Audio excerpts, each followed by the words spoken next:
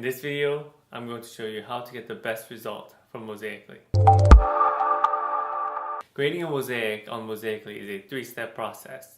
Step 1 is picking the big picture. The big picture is the picture that your mosaic looks like when you look at it from far away. Step 2 is adding all the small pictures that go inside your mosaic. Step 3 is optimizing your mosaic for print sizes, colorization, how big you want your small pictures to be. Step 1, you want to pick a simple big picture. Simple big picture is a picture that looks good even when you look at it as a small, tiny thumbnail. And if you don't have that kind of photo, it's okay. Just pick any photo that you like. In step 3, you'll be able to crop the big picture to make it simple. For example, if you have a photo where there's a lot of background that is not relevant to the subject of the photo, what you can do is crop to the subject. The simpler, the better. Step 2, add as many pictures as possible. You can add up to 10,000 photos, but don't upload the same photos multiple times. That will make it so that you have duplicate photos right next to each other, which is not what you want. You want to be mindful of the colors of the photos that you're adding. For example, if your big picture has lots of red and lots of green, then you want small pictures that have some red colors in them or some green colors in them.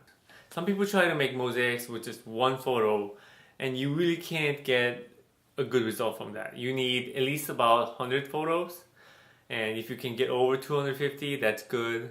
And for best result, you really want something over 500. All photos are guaranteed to be used at least once, unless there are not enough spots to put them. So for example, if you have a mosaic that is 50 by 50, which allows you to put 2,500 tiles, but if you add 5,000 photos in your mosaic, then it's going to pick the best 2,500 photos to fit into that mosaic. If you do that, you'll have a photo mosaic where all the photos are unique. If you want to use all of those photos, you're going to have to make your small pictures smaller. So you'll have to put in something like 70 by 70. That way you can put up to 4,900 photos in there. Step 3 is where you see your preview. You see if you like it.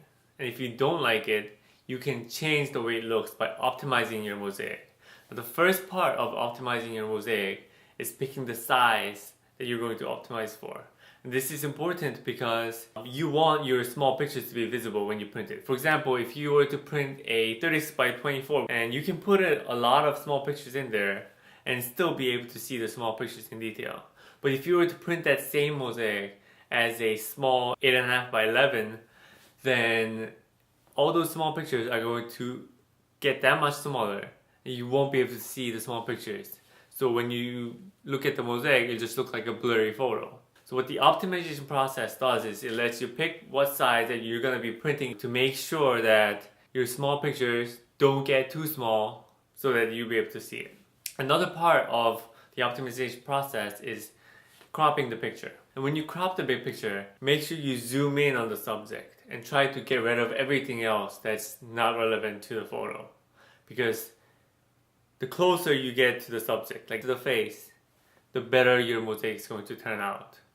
The next part is figuring out how big your small picture is going to be. The smaller your small pictures are, easier it's going to be for you to see the big picture because there's more resolution. If you make your small pictures bigger, that means your mosaic, overall resolution of your mosaic is going to be lower, so it's going to be more difficult for you to see the big picture. That means you're going to have to colorize your small pictures with the colors of the big picture so that you can see the big picture better.